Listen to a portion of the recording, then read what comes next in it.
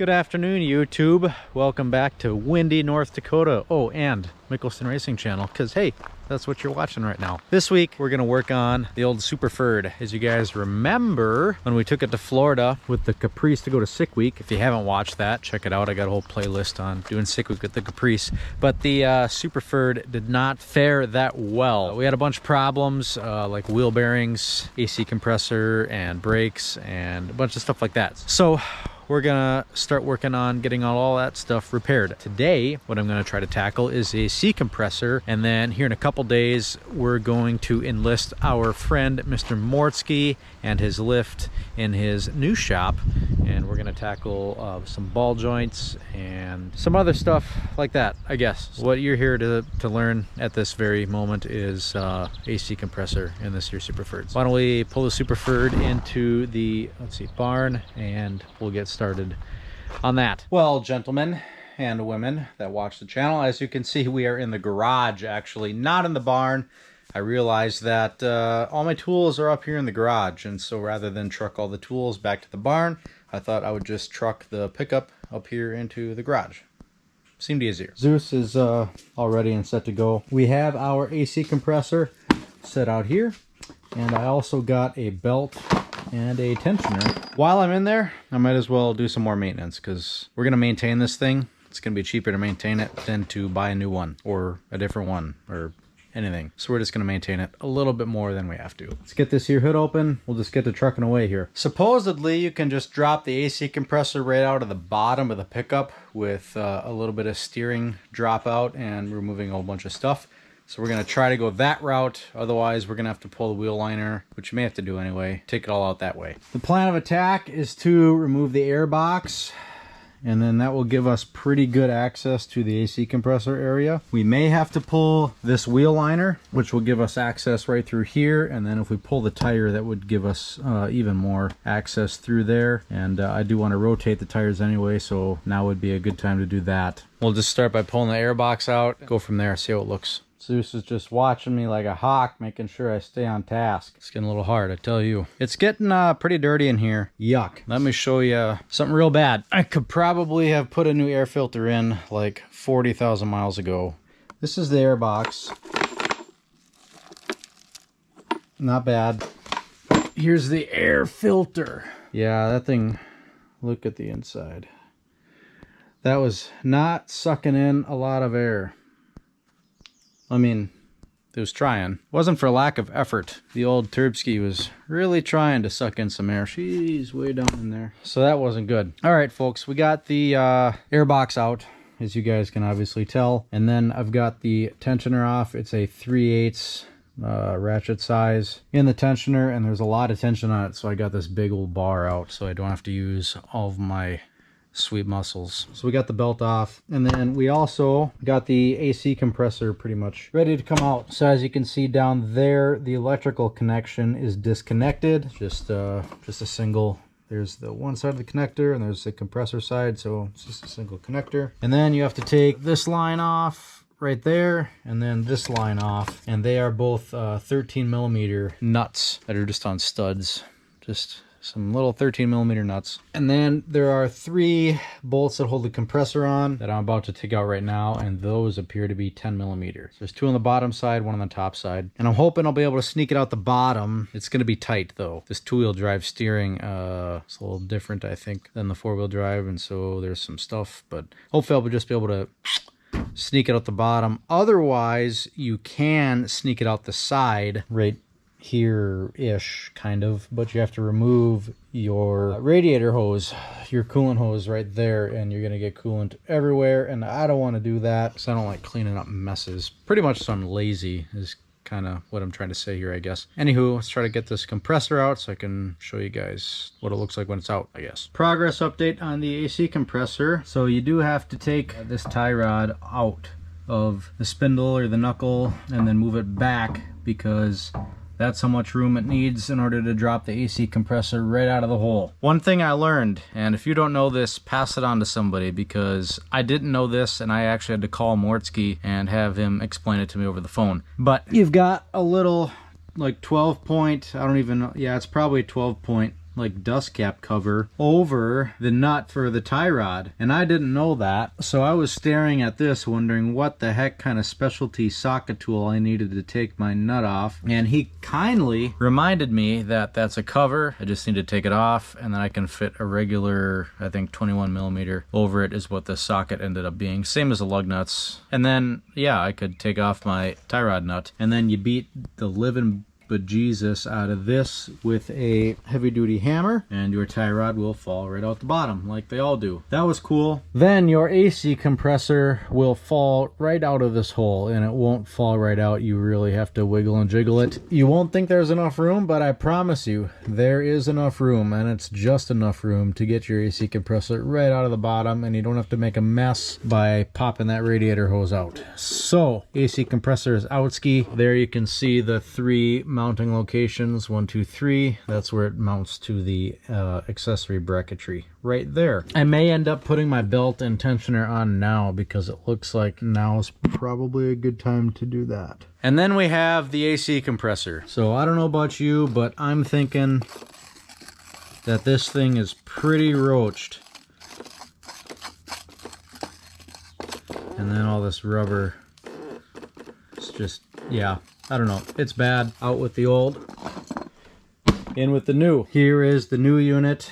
This thing is quite nice looking. Got caps over our ports right there. And yeah, like I said, it's brand new. This rubber is in good shape, and our clutch does not walk around like this one does. I got a letter saying that my compressor failed for a reason, and that I should figure out why it failed before I install the new one. Well, I'm thinking that that's probably why it failed, and it has nothing to do with the actual amount of Freon or oil in the system, probably. We're gonna throw this on there. We're gonna run this thing up to Mortski's shop here in a couple days when we do ball joints, other things, brakes and whatnot, which you'll see just in a few minutes. It'll be, you know, a long time for me and a lot of work, but a few minutes for you. And then once we're done with all that, we should be able to charge this thing up, assuming no leaks. And we'll VC again, which is good because when we go to Mortski's shop, it's going to be 102 degrees that day.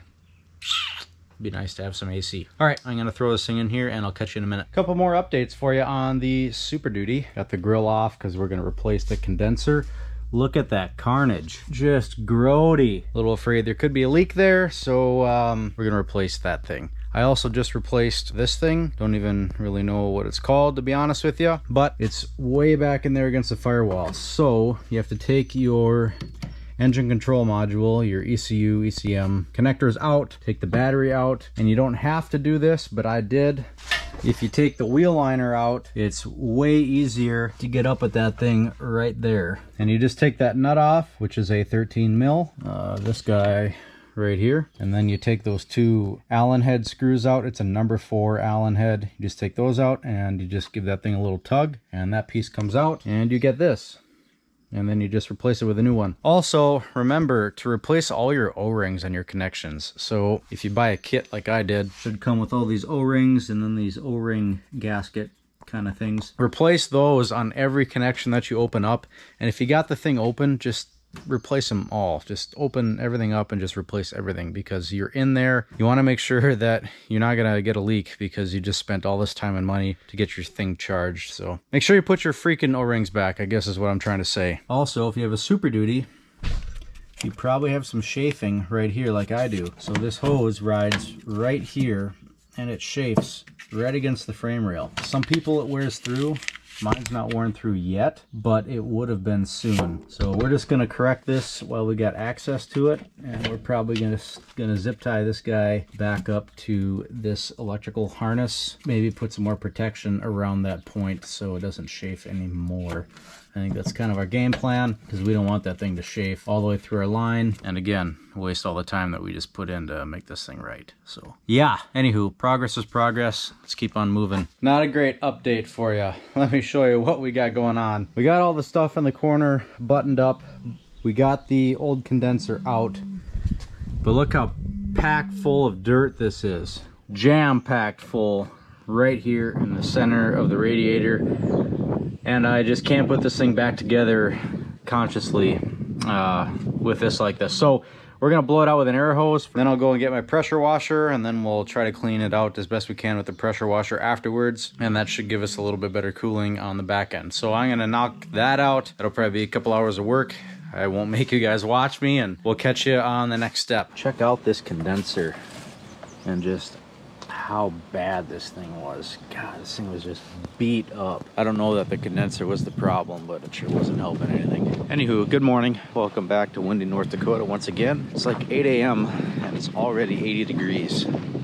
It's beautiful right now because the breeze is feeling nice, but it's gonna be a warm one. Last night, pressure washed the Super Duty for a few hours. We got this radiator, which I believe is the transmission cooler radiator. There's two cooling systems in these 6.7 Power Stroke equipped Fords. So I think this is the radiator cooling system and this is the transmission cooling system. Anyway, we got that all freaking cleaned out, and it's not perfect, but it's looking way better than it was. Happy about that. I do want to straighten out this cooler. I don't know if it's power steering.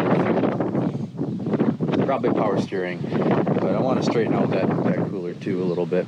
We also pressure washed the inside of the air box. That's looking a little better. And then I just pressure washed this since it was here. But I'm gonna start the day by trying to put the new condenser in the pickup, just like that. Yeah, we'll just go from there. So catch you in a little bit. Well, folks, I got the condenser in, and I got the fuel. Well, I don't know what cooler this is, but I got this cooler back in, and then I tried to straighten it out. It's better than it was. It's not perfect, but it's way better than it was. Whatever that's cooling should cool a little bit better. A little trick for you guys. Normally you have to take this coolant tube out. This is a crossover tube for the transmission radiator. And normally you have to take this out, drain all your coolant, make a big mess so you can get the condenser in. Well, if you get it in shipping and it's all damaged like this, the bottom one was also, you can just slip that thing right in there and slip this side in there and kind of angle it in and just drop it right in, and you don't even have to take this off. So a little trick for you, just bend the tabs, slip it right in, bend the tabs back, and you don't have to take your cooling system apart and drop the coolant and make a big mess and then figure all that out. So you can do this job dry if you just take a little more time and figure that out. I have to bend this tab back and put the bolt in, and then this will be all set to go. And then I'll just put my air box in and all that stuff, and I should be able to drive it back into the garage to button everything else up. I did knock out my air cleaner. Again, it's better than it was. I got a new one of those on order though, so we can replace that when we get time.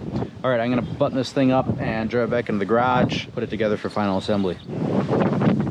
Welcome back to windy North Dakota. Good Lord. Well, folks, there we have it. We're all put back together. Got the grill back in place. We got all the AC system all intact on this rig. Now we're gonna head up to Mortzke's tomorrow now, and we're gonna charge this thing. So without further ado, I guess I'll just see you at a shop. Well, folks, I tell you what, that was a great success. We went to Mortzke's and we charged the air conditioning. We didn't film that much. We were kind of busy doing some other stuff, and we didn't really know what we were doing with the AC, and we were just trying to figure it out. So we didn't really film it, but we got it done. It was eventful, but we got it done. Air conditioning is all nice and charged up here. We got our new condenser in, straightened out all the fins and stuff. We got all our new O-rings throughout the whole new system. We got our new compressor, all good to go. And this thing is freaking nice and cold.